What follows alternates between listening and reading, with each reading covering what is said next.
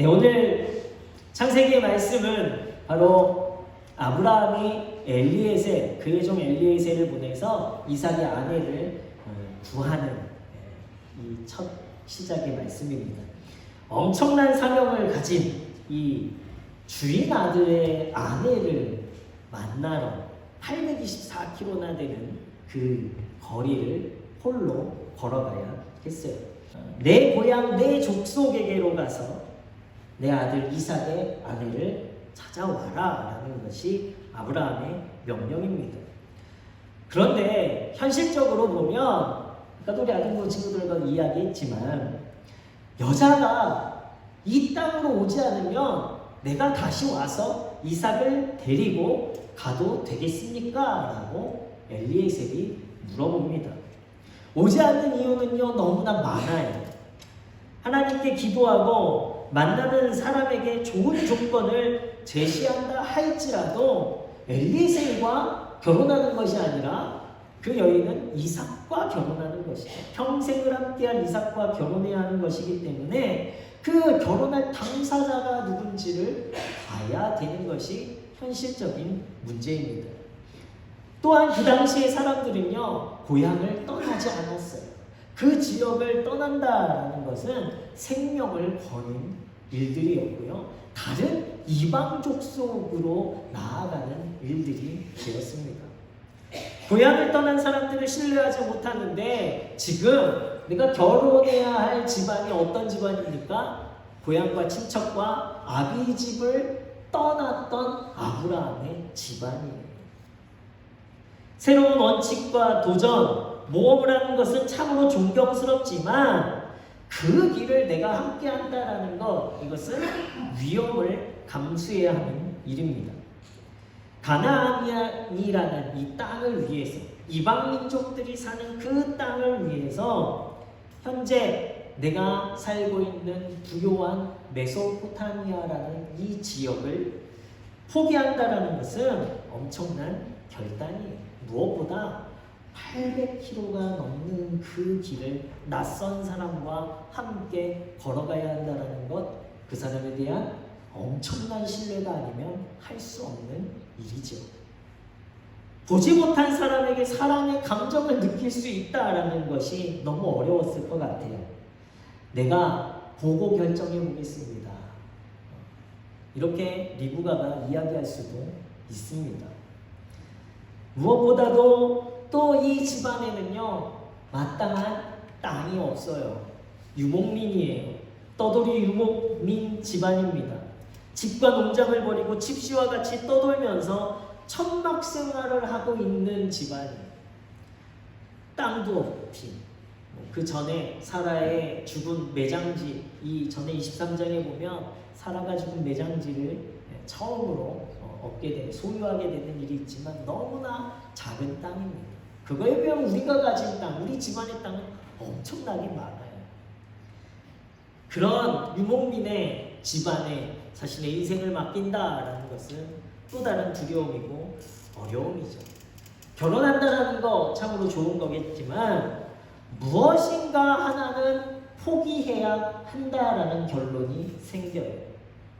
이것은 이 엘리에셀이 이 리브가에게 할 수 있는 지극히 당연한 제안입니다.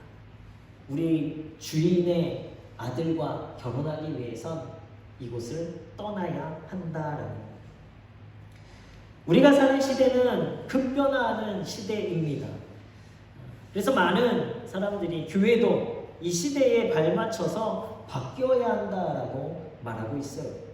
낡은 교리가 아니라 요즘 시대에 맞는 교리를 이야기해야 하고, 불신자들을 전도하기 위해서 이 거부감을 일으키는 전통적인 교리를 내려놓고 조금 더 세련된 사고, 조금 더 열린 생각을 가지고 불신자들에게 예수 그리스도의 복음을 전해야 한다라고 말하기도 합니다. 하나님만을 너무 고집한다라는 것을 포기하라고 요구하기도 해요. 거듭나야 한다라는 것은 힘을 잃고 또 더 많은 이들이 흥미와 재미를 느끼게 되는 것, 더 많은 사람들의 지성을 채우고 하나님의 교제보다는 더 많은 사람의 교제, 흥미와 재미와 쾌락이 있는 교제를 우선시해야 한다라는 모습이 오늘날 우리 많은 한국교회 안에 들어와 있는 것이 사실입니다. 교회의 존재를 위해서 교회를 존재하게끔 보이게 하는데 힘쓰다 보니까요. 중요한 것은 교회의 진정한 가치, 하나님의 말씀과 하나님의 약속과 믿음이 무엇보다도 예수 그리스도가 사라지고 있는 교회가 너무나 많이 있습니다. 오늘 엘리에셀이 아브라함에게 물었던 물음이 바로 이러한 물음이에요. 이삭의 약혼자를 데려오기 위해서 아브라함 당신도 무엇인가를 포기해야 합니다.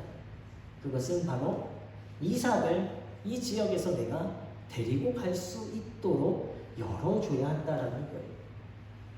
떠나온 그 길에 다시 돌아가야 하지 않겠느냐. 시간이 80일이 넘게 걸린다 할지라도 이삭의 배우자를 만나고 이삭을 결혼시키기 위해서 그 정도의 희생은 감수해도 되지 않겠냐, 포기해도 되지 않겠냐라고 이야기합니다. 교회가 더욱더 세련되기 위해서, 불신자들을 전도하기 위해서 불신자들의 문화, 또 사상, 이념을 수용해야 하지 않겠냐, 그들의 요구에 맞춰서 우리의 교리가 바뀌어야 되지 않겠냐, 예수님 믿으면 천국 가고 예수님 믿지 않으면 지옥 간다라는 교리는 너무 낡은 교리 아니냐라고 이야기합니다. 영적인 신앙은 멸시되어지고 교회 안에 유행을 따르고 시대의 풍조를 따르는 도덕이 우리의 신앙의 자리를 차지하고 있다라는 거예요. 구별되고 특별한 채 하지 말고 교회의 담을 낮춰서 이제 많은 이웃들이 그냥 이곳에 드나들고 또 그 이웃들과 함께 이 교회 안에서 똑같이 세속적인 문화를 누리라라는 것, 이것이 오늘 세상이 교회를 향해 요구하고 있는 것입니다. 그러한 엘리에셀의 이 요구에 오늘 아브라함이 뭐라고 말하고 있습니까? 7절 말씀을 보시면요, 이렇게 이야기합니다.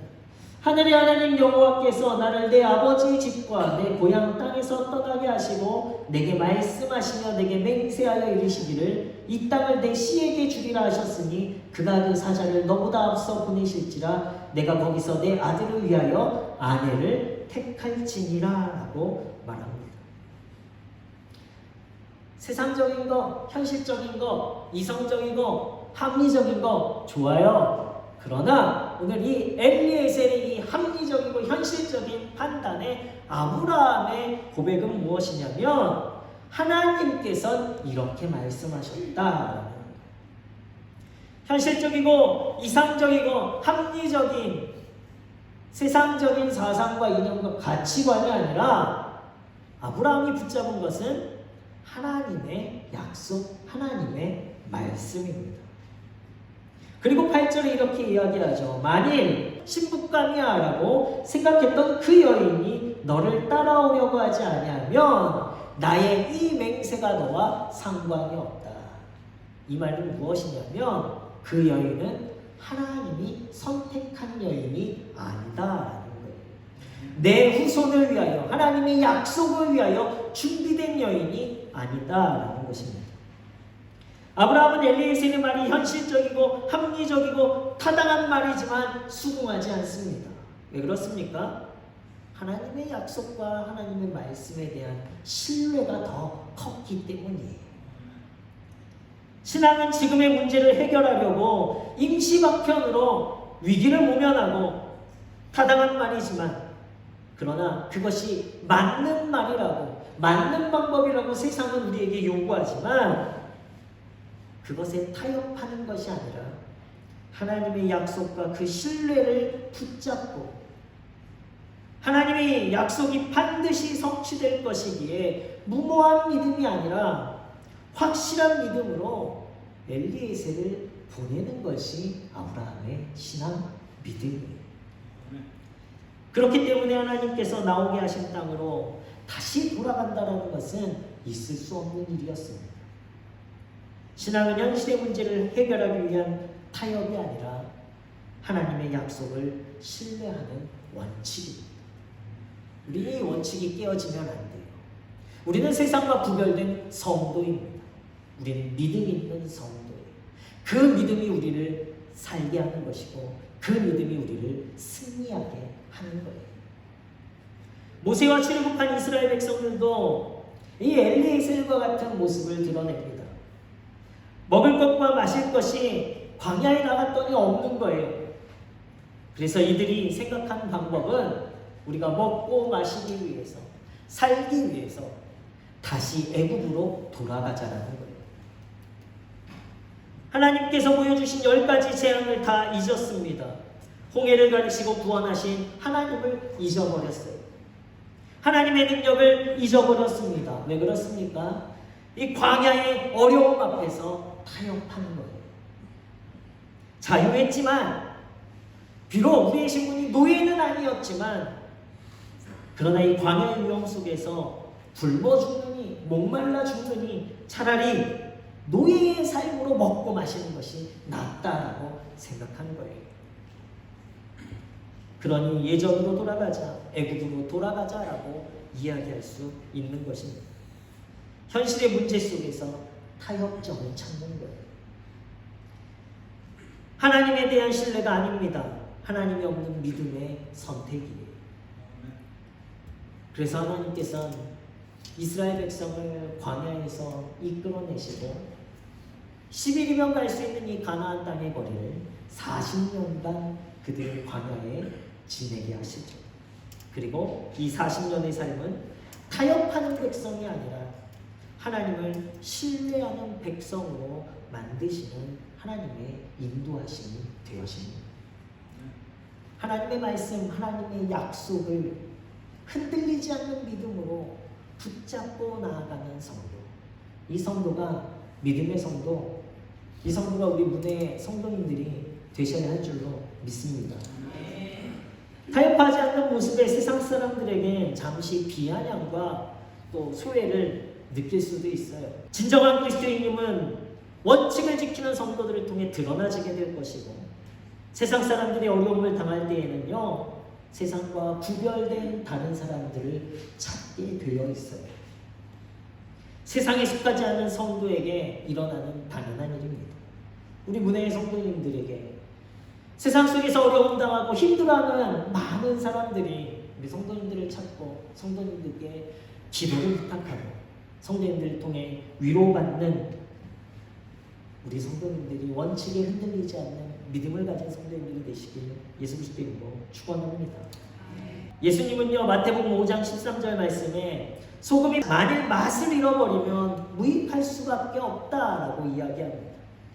밖에 버려져서 사람에게 밟힐 뿐이라는 거예요. 성도는 세상의 빛과 소금인데 이 성도가 세상과 구별된 성도로서의 맛을 잃어버리면 세상 사람들도요, 곧 그 성도들을 더 포기하고 무시하게 된다는 거예요. 요한복음 15장 19절 말씀에 보면요, 너희가 세상에 속하였으면 세상이 자기의 것을 사랑할 것이나 너희는 세상에 속한 자가 아니요 도리어 내가 너희를 세상에서 택하였기 때문에 세상이 너희를 미워하느니라, 이렇게 이야기합니다. 우리는요, 세상에 속한 자가 아니에요. 우리는 하나님에게 속한 자입니다.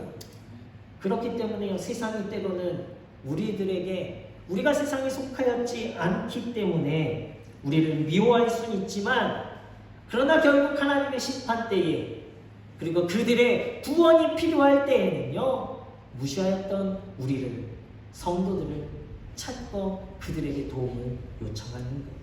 그래서 하나님께서는 결국에 승리하게 하시는 것은 원칙이 흔들리지 않는 성도들을 통해 하나님의 일을 이루시고 하나님의 구원의 역사를 이루어 가시게 될 줄로 믿습니다. 세상에 속하지 않은 성도에게 비아냥과 소외는 당연한 거예요. 믿음 있는 성도에게는 당연한 일입니다. 그러나 하나님은 그를 들어 세우셔서 하나님의 크신 역사를 이루어 가시는 거예요. 예수님은 타협하지 않으셨습니다. 그 타협하지 않은 결과는 십자가예요. 그러나 그 십자가를 통해서 이 세상의 힘을 하나님 나라의 사랑으로 하나님께서 바꾸신 것입니다. 물질과 권력과 명예 없이 살 수 없던 이 세상을 하나님께서는요, 섬김과 희생이라는 사랑의 세상으로 바꾸어 주신 거예요. 이것이 우리를 구원하신 하나님의 원칙입니다. 사랑의 원칙이에요. 그렇다면 오늘 하나님의 말씀, 약속을 붙잡고 살아가는 성도들에게 원칙도 바로 이 사랑이 되어야 하는, 이 원칙에 흔들리지 않는 성도들이 되시기 바랍니다. 그러면 세상에 믿지 않는 사람들도 사랑해야 합니까? 네, 사랑해야 한다는 거예요. 하나님의 원칙이기 때문에. 그들에게 우리 스스로는요, 하나님 앞에서 원칙이 흔들리지 않는, 하나님에 대한 믿음과 신앙이, 약속이 흔들리지 않는 그 믿음으로 하나님을 대해야 되지만, 이웃을 위하여서는요, 한없는 사랑의 원칙으로 대해야 되는 거예요. 그럴 때 우리들을 통해 하나님의 크신 역사가 이루어집니다. 하나님의 계획은 변경되지 않아요. 아브라함이 단호히 말하죠. 하나님 여호와께서 나를 내 아버지의 집과 고향 땅에서 떠나게 하셨다. 그런데 이삭이 되돌아갈 이유가 무엇이냐? 되돌아가는 일은 있을 수 없다라는 거예요. 비록 지금 장막의 생활, 여전히 소유한 땅은 극히 적지만 하나님의 약속은 진행되어져 가고 있습니다. 하나님이 지금까지 아브라함과 그 가족을 우상의 땅에서 갈라놓으셨고, 그리고 하나님이 택한 백성으로 구별해 놓으셨는데 다시 되돌아갈 이유는 없다라는 거예요. 하나님의 계획은 변함이 없으십니다. 그리고 그 약속은 반드시 이루어질 거예요. 그렇기 때문에 믿음으로 그 고향 땅으로 엘리에셀을 보내는 거예요. 준비된, 하나님께서 준비하신 이삭의 아내, 신부감이 있을 것이다라는 확신을 가지고 보내는 것입니다. 하나님은 예정하시고 선택하신 자들을 부르십니다. 하나님이 구별하신 자들을 세상의 자리에서 축복하기로 하셨다면 왜 거듭나게 하셨을까요? 왜 구별하셨을까요? 왜 하나님께서 부르셔서 약속의 땅으로 이끄시겠습니까? 왜 우리의 원칙이 흔들리지 아니하도록 믿음 있는 자로 우리를 부르셨겠습니까? 이삭이 그곳에 거하기 좋았다면 왜 그곳에서 하나님께서 떠나게 하셨겠느냐? 하나님께서는 약속이 있으셨고 이곳에서 우리를 축복하시기 위해서 오늘이라는 이 자리에 우리를 보내셨다. 하나님의 계획과 섭리로 인해서 우리는 구별되어졌고 믿음의 길을 걷고 주변의 것들로부터 구별되어졌습니다. 거듭난 사람들이 되어졌어요. 그래서 이제는 지키는 법이 다른 거예요. 행동하는 동기와 목적과 결과가 다른 자들이 바로 성도입니다. 우리는 하나님의 말씀과 법대로 살아가야 하는 성도예요. 이 원칙이 흔들리지 않는 우리 믿음의 성도들 되시길 예수 그리스도로 축원합니다. 그리하여 58절에 보면요, 엘리에셀이 리브가를 만나요. 그리고 리브가에게 가겠느냐라고 물었을 때 리브가는 이삭의 얼굴을 보지도 아니하고 엘리에셀이 예상했던 전혀 다른 준비되어진 답변으로 이야기합니다. 내가 가겠습니다 라고 말하는 거예요. 즉각적인 순종의 모습을 보이죠. 하나님이 준비한 신복감이라는 더 확실한 증거가 되어집니다. 그리고 무엇보다 이제 하나님의 약속의 성취가 또 하나 이루어진 거예요. 흔들리지 않는 믿음으로 말씀을 지키는 자에게 하나님은요, 하나님의 약속을 지키시는 거예요. 우리가 믿음을 지켜야 되는 것, 우리가 하나님의 말씀을 지켜야 되는 것은 반드시 하나님은 그러한 자들을 통해서 하나님이 살아계심을 보이시고 하나님이 역사하심을 보여주신다라는 거예요. 우리 문의 성도들을 통해서 이 하나님의 약속이 이루어지길 축원합니다. 오늘날 시대에서 우리가 신앙을 가지고 살아가기는 참으로 힘들어요. 그러나 확실한 하나님에 대한 신뢰와 말씀의 기준이 성도의 힘, 그리고 우리 교회의 힘이 될 줄로 믿습니다. 그리고 그것이 진정한 복음의 시작을 이루는 거예요. 세상이 우리에게 우리를 유혹하죠. 우리와 같이 쾌락과 기쁨과 즐거움을 누려라고 하지만 사실 속내는요, 세상은 우리가 자신들을 변화시켜 주기를 기대하고 있어요. 하나님 나라로 그들 스스로도 회복되어지기를 바라고 있습니다. 진정한 평화, 진정한 행복, 진정한 기쁨을 누리길 원하고 있어요. 그렇기 때문에 원칙에 흔들리지 않는 믿음 있는 성도들을 통해 하나님의 나라는 반드시 이루어지게 될 줄로 믿습니다. 세상은 우리 문외의 성도들에게 원하는 것, 나를 변화시켜줘, 나를 구원해줘, 나를 거듭나게 해줘, 나도 기쁨을 느끼게 해줘, 행복을 느끼게 해줘 라고 요구합니다. 성도님들이 세상 가운데 세상과 함께 살아가지 마시고 하나님의 말씀, 하나님의 약속, 원칙에 흔들리지 않는 이 믿음을 고수하심으로 세상을 변화시키는 하나님의 약속을 이루는 성도들이 되시길 예수 그리스도 이름으로 축원합니다.